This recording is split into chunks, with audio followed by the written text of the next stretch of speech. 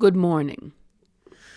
Let's recap, shall we? At the beginning of 2024, it looked like 2024 was going to be a pretty bleak year for movies at the box office. I covered this, and for the first half of it, perhaps, it seemed that would turn out to be true. There was mostly bombs at the box office, and even when we got to May, things that they wanted to do well, which honestly probably weren't going to, like Furiosa and The Fall Guy, also bombed.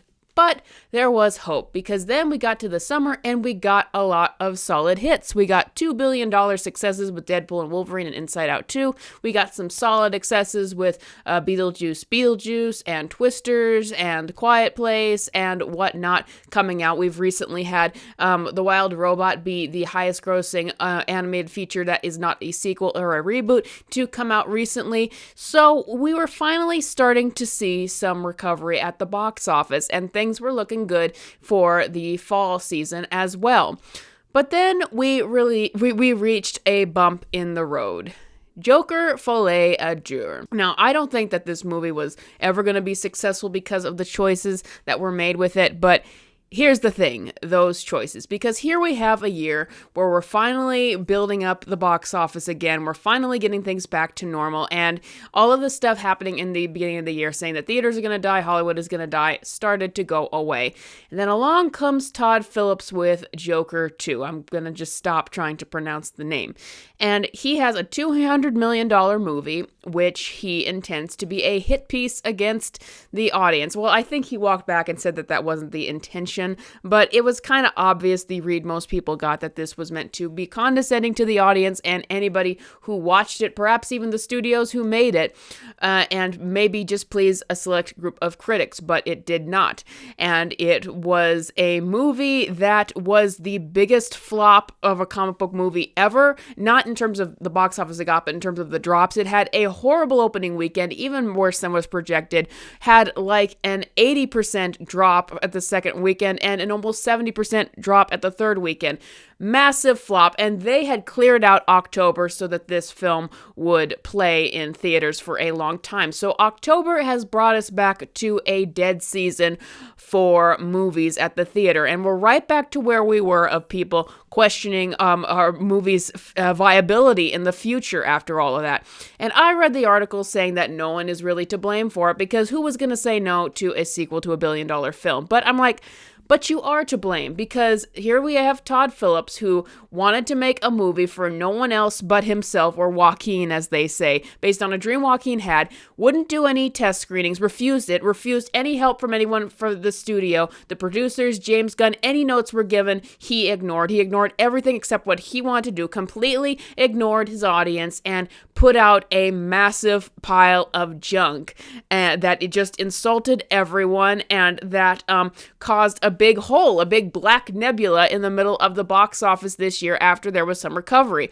But there was hope, because in November there were going to be a lot more movies to be released. There's Moana 2, which is supposed to have a huge opening at the box office. There's Gladiator, and then there's Wicked. And Wicked is a huge movie based on probably one of the most popular modern day Broadway musicals that we have.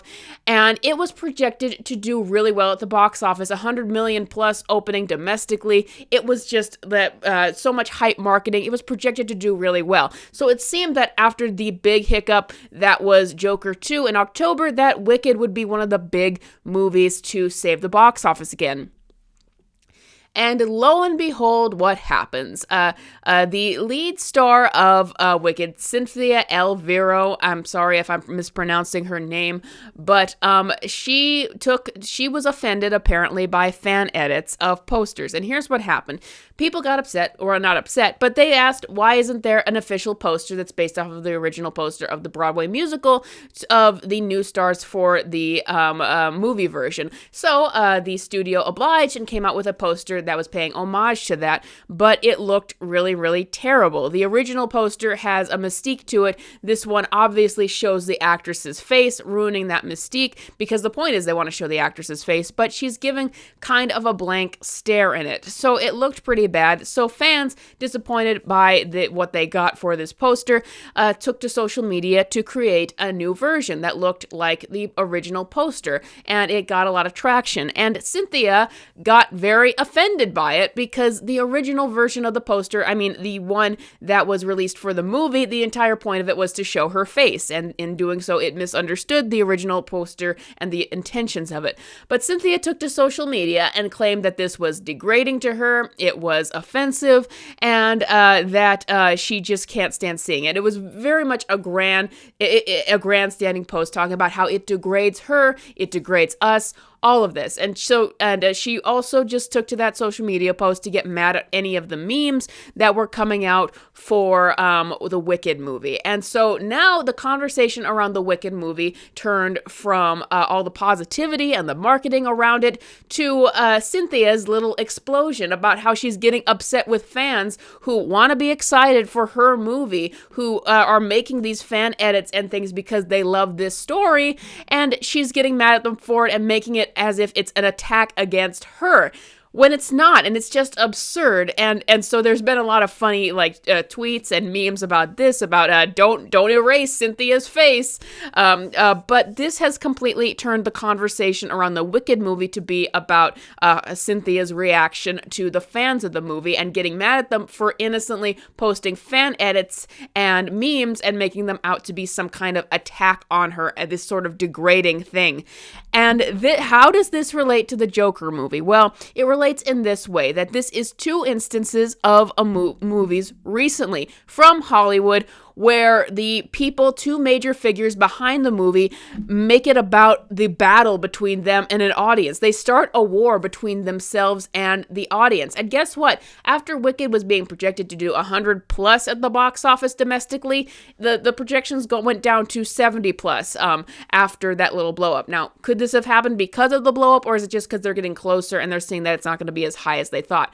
I'm not sure. But I will say, I don't think that this little blow up on Cynthia's part helped it, because it just took all of the positive hype from this movie and all of the great marketing and all of that and then made it about this controversy. I mean, we'll see. I think that the movie will still do really well at the box office if it's good, but people tend not to go to movies anymore for the actors anyway. They tend to separate the art from the artist, but I still don't think it helps. And here's where this rant comes in, is here you have Hollywood that is still the primary maker of the movies we see at the top of the box office, and they've been wanting to recover for years, and they finally get a little recovery, and then you see them tarnish it one after the other again. Why? Because of these people behind these scenes with these massive egos. What is Todd Phillips thinking as a guy who's already a millionaire, who can already afford to go and hang out on a private, secluded ranch when Joker 2 is releasing in theaters and he doesn't want to catch any heat for it? He has the power to ask for a $200 million paycheck to, budget for this movie with millions of dollars, like $12 million for himself, just to basically give the middle finger to fans, the audience that is expected to pay to see the movie, and it effectively damages his own industry over this stupid flop. This was a major movie that was supposed to be released. They got the October date slotted for it, didn't have any other plans for this for weeks on end, just to have this movie play because they knew it had to be big, but it's not big because the guy who's making it wants to fool around and battle the audience. And that's the same thing that's happening with the Wicked movie, whether they realize it or not. Here is another actress who has millions of dollars, very successful, stars in this big movie, goes on these big premieres with her diamond encrusted outfits and all this stuff, and she needs to have this movie be successful for her industry. And here she is out trying to battle her own audience for, honestly, in both cases, doing nothing wrong, just wanting to be fans of these things, just having reactions to them, just wanting to see them turn out the right way.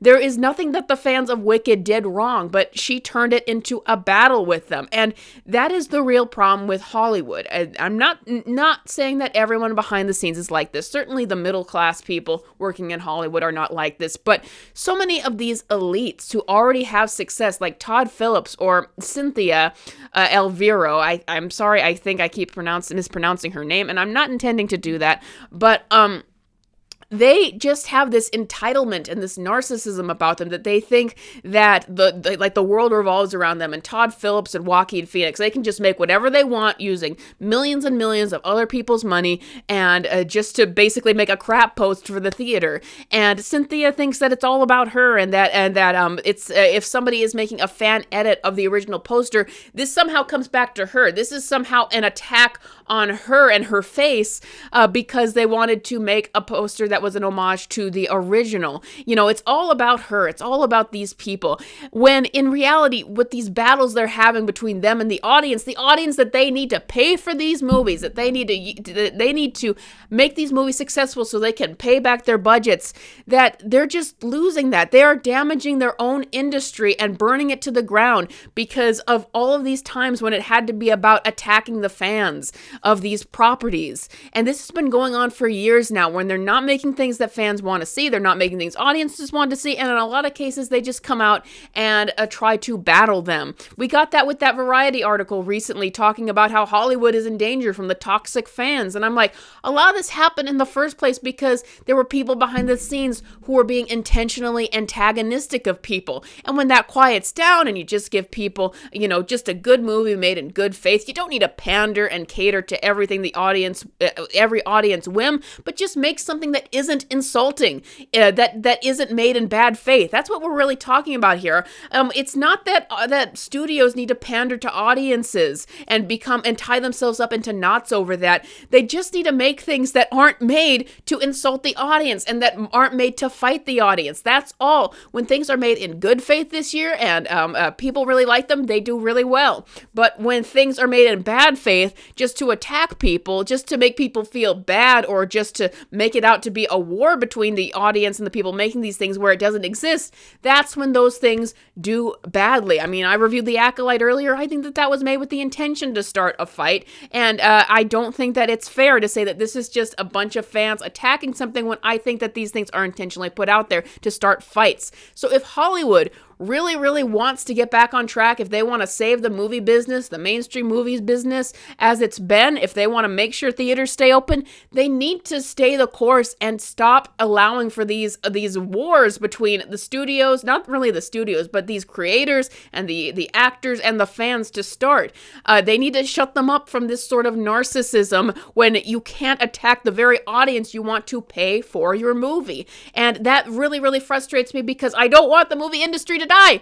I don't want theaters to die. I don't want any of these movies to do badly. I don't want them to turn out badly. But it's just so disheartening when you see so many times they have an opportunity for a movie to be successful, but they can't be because these people behind the scenes just want to mess around and make it all about them, and they're not focused on the main objective, which is getting the movie to sell to an audience so your industry doesn't die, so your good film, if it's good, can actually be seen, but also so your industry doesn't die. And that's a big rant I want to have because I'm so tired of seeing this, and I'm tired of taking one step forward and two steps back with all of this. These actors and these directors and all these people just need to shut up. Just sell your movie and stop picking fights where they don't even exist. Stop picking fights with the fans. Stop having these articles from Variety and all these other websites. Stop making it about them, us versus them, studios versus fans. Because if you really hate your own audience that much, if you really want to antagonize them and start fights with them so much, then, maybe you shouldn't have an audience. And maybe you won't have one if you keep staying that course. Stop calling every fan out there toxic. Some people like us, we just want to save the industry that we see is dying. That is all I got for you today. But producers and PR marketers, PR agents, all of you guys, you need to shut people up. You need to shut these media sites up. You need to shut these actors up. You just need to make sure that you're making projects in good faith and that you're getting the audience to see them. These petty little wars are what's killing you. And they're killing you more than you know. That's all I got for you guys today. Thank you, patrons, as always, for supporting this channel. Do you agree what I'm saying? Let me know in the comments below. And I will see you guys next time.